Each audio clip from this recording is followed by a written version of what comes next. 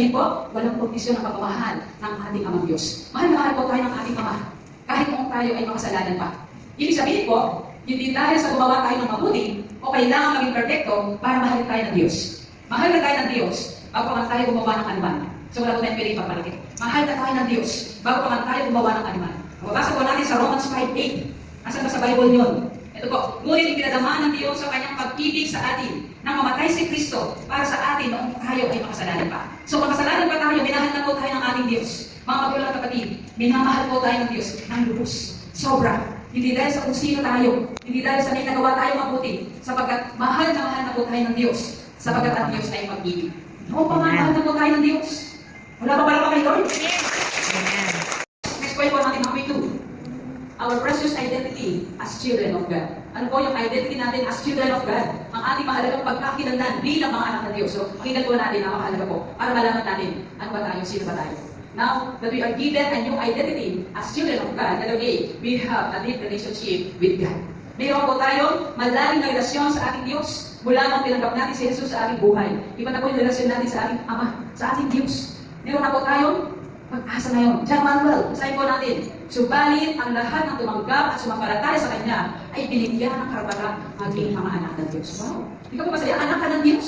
Tingnan niyo mga po yung katabi niya, hindi niya siya, anak ka ng Diyos. Anak ka ng Diyos. Amen? Amen. Anak dito po yung bigay, masaya. Bakit? Anak tayo ng Diyos. Di ba? So nakita pa po natin ang sabi ng Biblia, ang tumanggap at sumampalataya sa ating Panginoong Jesus ay binigyan ng karapatang maging anak ng Diyos. Napakabuti po ng ating Lord. Siya po, binigay niya ang buhay niya. Kaya pag isip mo po yun, di ba? May dahilan pa ba para hindi ka mag-church? Manimik ka. Anak tayo ng Diyos. Dapat po every Sunday, sama-sama po tayo magpupulit sasamba sa kanyang dakilang pangalan. Amen? Amen. Amen. Hallelujah po. Lahat po ng tumanggap na nampalataya sa ating Panginoong Jesus ay binigyan ng karapatang maging mga anak ng Diyos. Kapala po tayo na nakakaalam ng katotohanan. Sabihin po natin, thank you, Lord. Thank you, Lord. Malakas po. Thank you, Lord. Amen. Next. As children of God, pinupuso tayo ni Kristo sa pamamagitan ng kanyang dugo at pinatawad ang ating mga kasalanan. Ganoon kasagana ang kanyang kagandahang loob. Tinubos po tayo ni Kristo. Lahat po tayo, tinubos ni Kristo. Lahat ng tao, tinubos ni Kristo. Dahil mahal niyo po ang lahat ng tao. Maging sino man po tayo, pinatawad tayo ng ating Panginoon.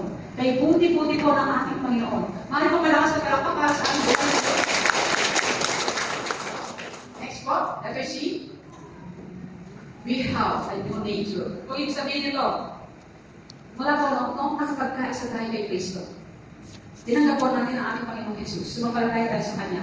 Isa na po tayong bagong nilalang.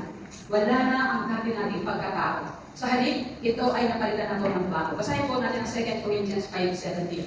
Para makita niyo po sa Bible.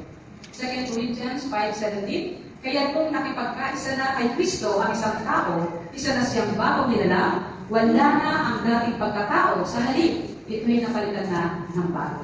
Wow! Paano yun? Paano ba napalitan ng bago? Okay, nagiging Christ-like po ang mga anak ng Diyos. Binago o binabago po tayo ng Lord. Amen po ba? Amen. Kung laging sensitive po tayo, pag di na tayo na nakamayan, di tayo natitian. Hindi na po tayo ngayon sensitive. Amen po ba? Hindi na tayo natatampo. Hindi na tayo nagsibuyas. Okay lang sa akin kahit di tayo mapansin. Kasi ang nakakapansin po sa atin, lahat ng pumapasok dito, nakikita po tayo ng Diyos. Amen. Hindi na kailangan kung hindi ka man makamayan, hindi ka man makitian ng ating mga workers. Hindi ko man po kayo makamayan lahat. Hindi man po ako makapagmam sa inyong lahat. Ang Diyos po nakikita niyo. Amen. Amen. Amen? So yung dating masungit, nung nakipagkaisa na po tayo kay Kristo, naging mabait na po tayo. Tama po ba yun? Amen. Amen. Yung dating magagalitin, nung tayo po ay naging anak ng Diyos, nagkaroon na po tayo ng pagpipigil sa sarili. Tama po ba yun? Amen.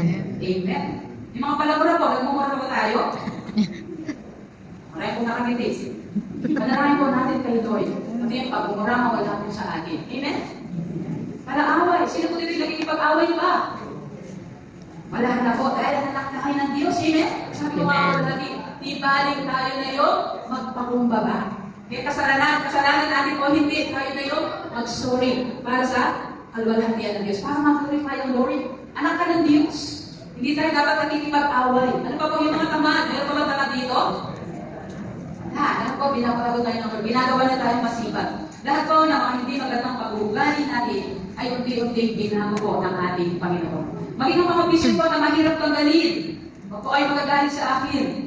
Maging ang mga vision na pinapabanggit ng Panginoon. Meron pa ba dito may mga vision na hindi kaya tanggalin?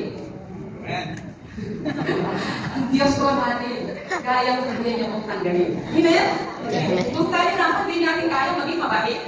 Hindi natin kaya maging mabuti. Hindi natin kaya tanggalin ang mga vision. Pero dahil sa ating amang pagmahal, kaya na po tayong mabuti. Amen. We have peace. Ano po yung sabihin niyan? Merong kapagpaan. Mababasa po natin sa Bible, sa Filipos chapter 4 verse 7. Ano po mababasa natin sa Biblia? At ang kapayapaan ng Diyos na hindi kayang maunawaan ng tao ang siyang mag-iingat sa inyong puso at pag-iisip dahil sa pagkipag-isa kay Kristo Jesus. So ang kapayapaan po ng Diyos, yun po ang mararanasan natin. Kapayapaan ng Diyos na hindi kayang maunawaan ng tao ang siyang mag-iingat sa ating puso at pag-iisip dahil sa pagkipag-isa kay Kristo Jesus. Alam niyo po mga magulang ng kapatid, nung umuwi na ang ko aking anak. Ang aming anak ko talaga si Ate Min. Nung umuwi po siya sa langit, basta may naririnig ako, kundi na kaya niya. Kundi hindi siya nabalik. Sa totoo lang po mga magulang ng kapatid. Kung wala po si Kristo, kung wala po ang kapayapaan ibinibigay ng Diyos, nalita po ako ngayon. Kaya thank you Lord sa kapayapaan ibinibigay niya. Kami po ni Kuya Emer, ni Ate Ira, kami po lahat ay nagpagtagumpayan namin ang kalungkutan, ang pagkawali po ng aming anak sa amin. At naranasan po namin ang tunay na kapayapaan na nagmumula po sa ating Diyos. Amen? Amen. Kayo din po naniniwala ang Diyos ang magbibigay. Kahit may problema ka, naniniwala ka ang Diyos magbibigay ng solusyon. Amen? Yan po ang kapayapaan mayroon natin bilang anak ng Diyos. And letter E. We have been made heirs of Christ. We have been made heirs of Christ. Ano ibig sabihin ng heirs? Tayo may tagapagmana. Ito po, napakaganda pong balita. Romans 8:17. Basahin po natin sa Bible. At yan mga anak, tayo mga tagapagmana ni Kristo. Sapagkat kung tayo ay kasama niya sa pagtitiis, tayo makakasama niya sa kanyang alwalayan. Amen. Ang ganda po, no? Tayo ay tagapagmana ni Kristo. Amen. Ang ganda po. Baka, ayun na, sa inyo po, alam ba ninyo yan? Na kayo tagapagmana ni Kristo. Okay, thank you Lord, mga magulang at kapatid. Napakagandang balita po na malaman natin na tayo ay tagapagmana ni Kristo. Hindi po ba kayo excited? Excited. Kung dito man po sa lupa, nararanasan natin ang kahirapan sa buhay, hindi natin nararanasan ang kasaganaan ng buhay, but thank God, kasi tayo mga tunay na mananampalataya ay tagapagmana ni Kristo. Minsan po na ituro ko na sa inyo kung ano po pagdating natin sa langit. Di ba? Pagdating po natin sa langit, ang lansangan ay ginto. Sabi nga po na isang kwento ko lang po, sabi nga namatay po siya. Nagdala siya ng isang bar ng ginto. Sabi ko, pagdating niya sa langit, sabi ko sa inyo, ano gagawin mo dyan? Nagdala ka ng kartamba. So, ang mga kayamanan po natin dito sa lupa, dahil wala po yan pagdating sa langit. Amen? Ano ba po yung pangako ng Lord sa atin? Kahit tayo tagapagmana ni Kristo. Sabi ko ganun po, pinaghanda niyo po tayo ng matitirahan sa langit. John 22, basahin po natin sa John 22 sa Biblia.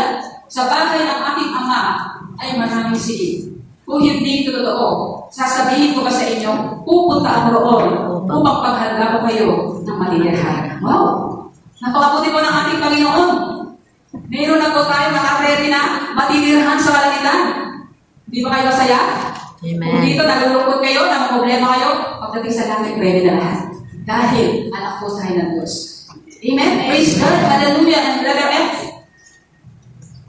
We have citizenship in heaven. Ano po ibig sabihin ng citizenship? Kung pag nag-fill out tayo ng resume, no? Citizenship, ano nilalagay nyo?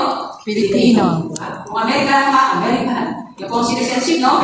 Pero sa atin po, tayo mga anak ng Diyos, ano po ba tayo? Sige po, basahin natin sa Bible. Philippians chapter 3, verse 20. But we are citizens of heaven, where the Lord Jesus Christ lives, and we are eagerly waiting for Him to return as our Savior. Diba? Tayo po ay citizens of heaven.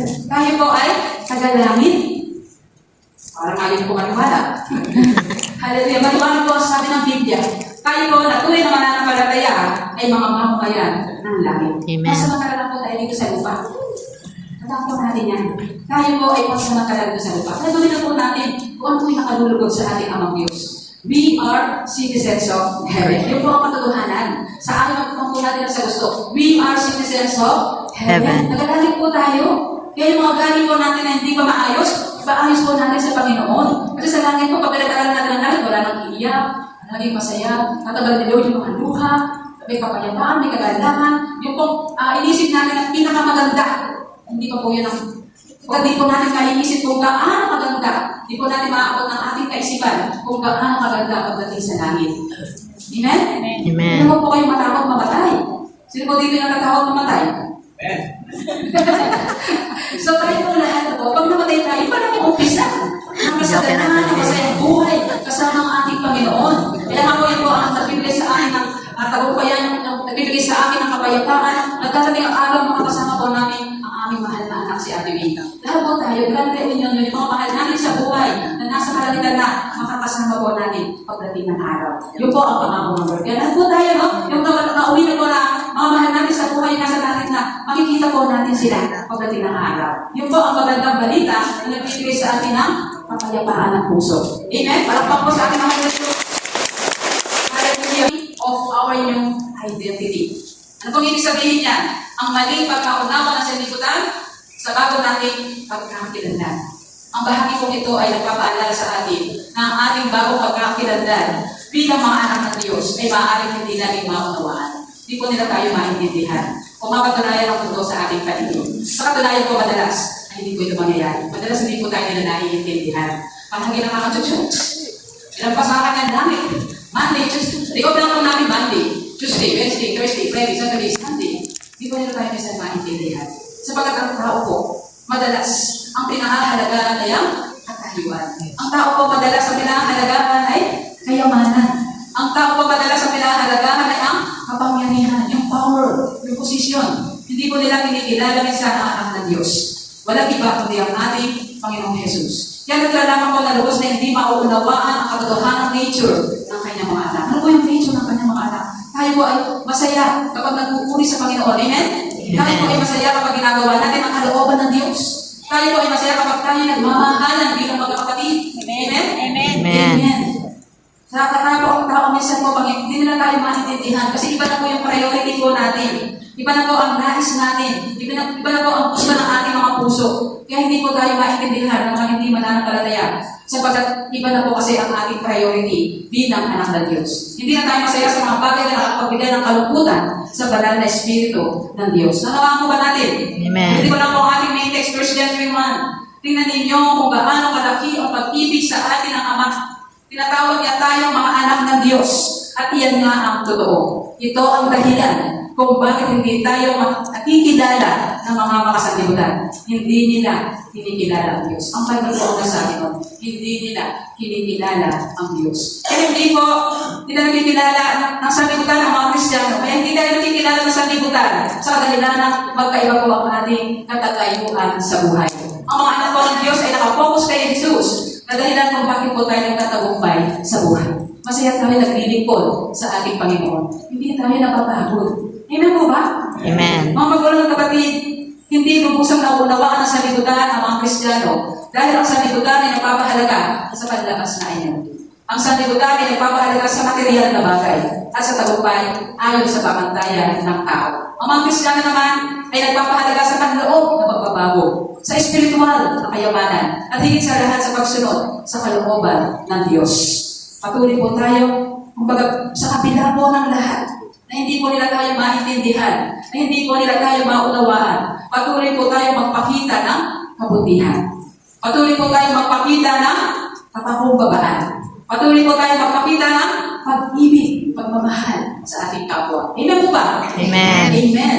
So alam na po natin ngayon, kung ano po tayo bilang anak ng Diyos, at naintindihan na natin ngayon kung bakit hindi tayo maunawaan ng sanlibutan. Mga magulang at kapatid, yamang tayo ngayon po ay araw ng mga tatay.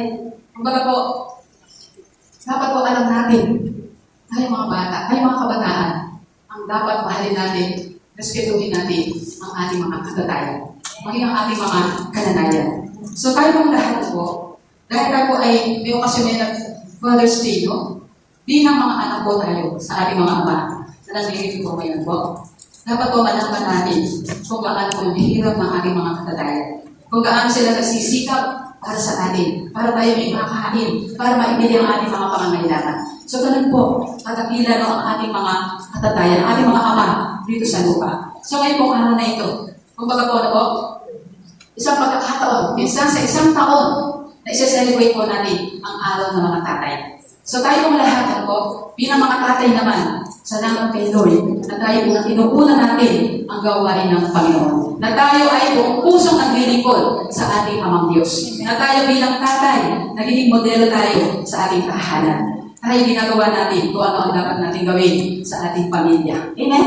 Amen. Amen. So, ang conclusion po natin, dahil araw po ng mga ama ngayon, alalahanin po natin ang pag-ibig ng Ama na umaapaw at walang katulad. Pasalamatan po natin ang Diyos sa kanyang masaganang pag-ibig sa bawat isa po sa atin. Mamuhay po tayo ng masaya, may kapayapaan, at may kumpiyansa sa kanyang walang hanggang pag-ibig at biyaya na ipinagkaloob po sa atin ng Diyos Ama na nagbibigay sa atin ng pagkakakilanlan bilang mga naganampalataya. Amen. Hallelujah. Tayo ngayon. We have peace. Ano po yung sabihin niya? Merong kapagpaan. Mababasa po natin sa Bible, sa Filipos chapter 4 verse 7. Ano po mababasa natin sa Biblia? At ang kapayapaan ng Diyos na hindi kayang maunawaan ng tao ang siyang mag-iingat sa inyong puso at pag-iisip dahil sa pag-isa kay Kristo Jesus. So ang kapayapaan po ng Diyos, yun po ang mararanasan natin. Kapayapaan ng Diyos na hindi kayang maunawaan ng tao ang siyang mag-iingat sa ating puso at pag-iisip dahil sa pag-isa kay Kristo Jesus. Alam niyo po mga magulang kapatid, nung umuwi na ang alam ko aming anak. Ang aming anak ko talaga si Ate May. Nung umuwi po siya sa langit, kasi may naririnig ako, buti na kaya niya. Buti hindi siya nabalik. Sa totoo lang po mga magulang kapatid. Kung wala po si Kristo, kung wala po ang kapayapaan binibigay ng Diyos, nabalik na po ako ngayon. Kaya thank you Lord sa kapayapaan binibigay niya. Kami po ni Kuya Emmer, ni Ate Ira, kami po lahat ay nagpagtagumpayan namin ang kalungkutan, ang pagkawali po ng aming anak sa amin. At naranasan po namin ang tunay na kapayapaan na nagmumula po sa ating Diyos. Amen? Amen. Salamat sa po.